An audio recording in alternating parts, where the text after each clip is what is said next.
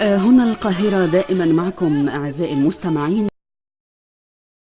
جدا على طول، يعني بتهتم بصحة أولادها، ولكن بتركز أكتر مع دخول الامتحانات في النصف الأول من العام الدراسي. وزي ما حضرتك شايف، الصبح درجة الحرارة 27، بالليل بتنخفض ل20. تغيرات مناخية بنلحظها، أحيانا بنشعر بالحر، بالليل بنشعر بالبرد يعني القوي. طيب نعمل إيه عشان نحافظ على صحة أولادنا من الأمراض المناعية وأمراض الحساسية؟ اول معلومه طبعا اهنيكم بالامتحانات، والامتحانات دي فتره جميله جدا كل لانها سنة وأنت طيب. دي اللي بتبني المجتمعات وبتبني الامم. يبقى ما نقلقش من كلمه امتحان ابدا، بس الشطاره والمهاره ان انا ما اجيش وقت الامتحان بقى واضيع كل مجهودي واتمرد واعيا واغيب واروح مستشفى وصباحيه الامتحان واتاخر عشان مرض بشكل ما من الاشكال. يبقى مهم قوي ان احنا كلنا كل اللي بيسمعونا دلوقتي يبقى عندهم مناعه جيده خلال فتره الامتحانات هم واسرهم، لان في ناس ما راحتش الامتحان عشان كانت امه مريضه، عشان كان ابوه كان بيدخن وراح المستشفى وجاله مشاكل التهاب رئه والكلام ده. يبقى اي فرد في الاسره هيتمرد دلوقتي هياثر على اداء الطالب. واحد. اثنين، ان هناك 10 اخطاء شائعه لازم انا اعرفها مع البرد. اولها ان احنا فاكرين ان احنا بالليل ما ندفيش انفسنا، وفي ناس كتير ما بتلبسش شراب ولا بالليل ولا بالنهار، او بيلبسوا شراب صيفي حتى في النهار. لا، هنلبس شراب حتى بالليل، لان احنا وجدنا انخفاض درجه حراره الجلد، وده بيحصل ليلا خاصه القدمين، يؤدي الى بروده الانف، وعندما تنخفض درجه حراره الانف تؤدي الى جذب ميكروبات البرد والانفلونزا، ودي معلومه جديده لازم الناس تعرفها. يعني البدايه من القدم، اذا دفأت القدم جيدا مش هينتقل البرد للانف، صح كده؟ واحنا اما بنيجي نفحص واحد عنده حساسيه انف، اول حاجه بنقول له اخلع الشراب عشان نشوف هل لما خلع الشراب كانت رجله دافيه ولا لا. رجله ساقعه معناها هيبقى عنده ميل اكثر لميكروبات البرد والانفلونزا ومشاكل حساسيه الجيوب الانفيه. معلومه مهمه جدا خطيره، ودي المهارات الجديده اللي احنا بننشرها في العالم دلوقتي. اثنين، ان العدس يظهر البرد، خطا كبير جدا. لسه كنت هسأل حضرتك العدس والسمك. ابدا. بص، انا فطرت النهارده عدس منبت، مش بس بحب منبته، انا فطرت النهارده عدس منبت.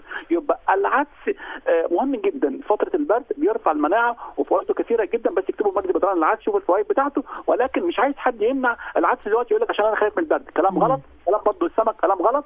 العدس لا يظهر البرد ابدا على مسؤوليتي. الخطا الثالث، البيض والسمك بيسببوا الحساسيه مع البرد، مش هيسببوا الا عندهم حساسيه، ومش اي حد يقول لي عندي حساسيه البيض والسمك. الخطأ الرابع، الألبان تزيد من إفراز المخاط مع البرد، خرافة. الخطأ الخامس، المضادات الحيوية تعلي البرد. مين اللي قال إن ميكروبات البرد بكتيريا؟ ميكروبات البرد كلها 100% منها دي فيروسات. يبقى مش تجيب لي مضاد حيوي يقول لك انا باخده، انت بتاخده غلط. طب يعمل ايه يعني؟ ما هو انا الطفل الصغير على طول تعبان وعنده حرارة عالية، يعمل ايه او تعمل ايه الام علشان تتعامل مع هذه الحرارة والبرد؟ انا بحب على حضرتك، سواء حضرتك اديتي علاج للطفل، سواء رحت للطبيب، سواء كانت الجده بتعالجني زمان، سواء كان بنتعالج زمان عند العطار ما كناش بنروح لدكاتره، مش احنا لازم نعرف ان 95% من امراض البرد دلوقتي اللي موجوده كلها، يعني 95% كمان من امراض الاطفال دلوقتي اصلا هي برد او انفلونزا، ودول كلهم فيروسات. يعني معنى كده كلهم سوف يشفون تماما بدون اي تدخلات كيميائيه. بس هناخد حاجه ننزل درجه الحراره او نعمل كمادات، يبقى اللي ياخد مضاد حيوي هو اصلا بيعتقد المضاد الحيوي كان ليه دور. ابدا ابدا ابدا، احنا هنخف عندما يتخلص الجهاز المناعي بتاعنا من ميكروبات البرد او انفلونزا. لازم نرفع كفاءته، يعني قصد حضرتك نرفع كفاءته، فبالتالي يحارب البرد. وبالتالي انا خلاص يعني الحمد لله دخلت على 40 سنه خبره، وما بستخدمش مضاد حيوي خالص مع الامراض الاطفال. ما شاء الله. اللي بيقولوا عندهم التهابات برد وانفلونزا مفيش مضاد حيوي، ليس لهم حنجال عن تماما. طب نرفع ازاي كفاءة الجهاز المناعي يعني عشان نحارب البرد بدون استخدام مضادات حيوية؟ اشياء كثيره جدا، من ضمنها الانماط الحياتيه للانسان العربي بشكل عام دلوقتي خاطئه.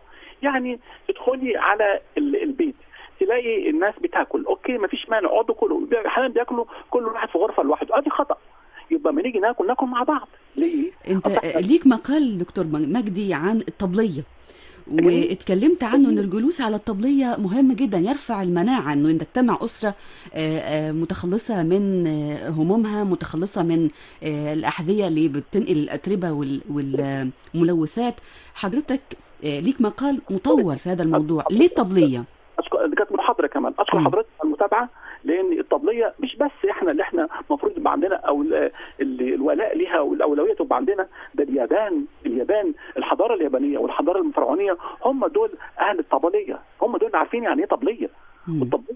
الطبليه دي اللي الانجليز خدوها مننا وسموها تيبل. بعد كده احنا الطبليه دي بترفع المناعه، جلوسك على الارض يخلصك من الشحنات الضاره طول اليوم، جلوسك على الارض يرفع مناعتك، يؤدي الى الاقلال من التوتر. جلوسنا مع بعض واحده بناكل مهم جدا، بس مش عايز كل واحد يقعد ياكل مع اسرته وكل واحد ماسك له المحمول وعمال يتكلم مع شاتك مع الاخرين. دي مشكله احنا هنتناولها النهارده بالتفصيل. خطيره مواقع التواصل الاجتماعي والتكنولوجيا اثرت ازاي فينا وفي سلوكياتنا وايضا في صحتنا. ما تسالنيش انا مناعتي قلت ليه وانت اصلا قاعد عمال تكلم 5000 واحد وسايب امك اللي جايبك او اخوك او اختك. التواصل لازم يبقى التواصل بيننا. احنا لو احنا وصلنا الناس مع بعضها داخل المؤسسات اللي هي الاسر داخل البيوت، اعتقد مناعتنا بتزيد وتوترنا بيقل، وكلنا بيبقى عندنا توتر بيزيد. التوتر بتاعنا بيقل اما نشوف الوجوه اللي احنا بنحبها. يبقى انا اما بشوف ان انا بشوف مدرس بتاعي، اما اشوف طاقه ايجابيه. يبقى ده مهم قوي. اتنين انا مش عايز الساعه 12 والساعه 1 الناس تطلبني على التليفون. انا مش هرد عليكم، برد عليهم الساعه 4 على الظهر، عليهم لسه ما صحيوش. معنى كده ان انا بنام من 8 ل 4، واعتقد يبقى خدوا بقى من خبرتي وحياتي ان انا طول عمري بنام من 8 واصحى 4. يبقى ده مهم جدا. ليه؟ لان انا اكتشفت بدراسات كده وخبراتي ان احنا اما بننام بالليل بنرفع مناعتنا، واكتشفت ان المناعه بتزيد ليلا في الظلام الدامس والهادئ اللي بدون ضوضاء. عشان كده كل جيراني وانا ساكن في ميدان كبير، كل جيراني وكل الناس اللي حواليا لا يزعجون اي ضوضاء بعد المغرب. خطيره جدا. المناطق اللي فيها ضوضاء مناعتها بتقل. بعد كده كمان انا دلوقتي بكلمك وانا ماشي، كنت ممكن اكلمك وانا قاعد، بس انا ماشي ليه؟ اقول اعمل حركه، بستغل حاجه وانا بكلمك بفقد سعرات حراريه، بمشي رياضه وهكذا. يبقى محتاجين نعمل حركه، ما تبقاش كسلان، ما تحاولش تعتمد على الاخرين، تقدر تعمل حاجه اعملها بنفسك. وانت بتذاكر ممكن تتمشى وانت بتذاكر. وطلع 60% من سكان كوكب الارض يعانون من نقص المناعه الناتج عن قله الحركه. إذا إحنا اتكلمنا مع حضرتك عن الأخطاء الشائعة اللي خلتنا تنقص مناعتنا وبالتالي يهاجمنا أمراض البرد اللي بتيجي في الشتاء.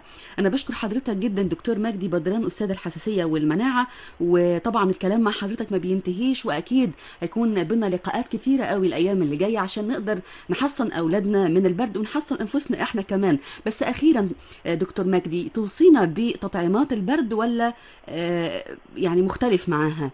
مفيش تطعيمات للبرد. نمره واحد، تطعيم الانفلونزا بيحمي من حوالي 20-30%.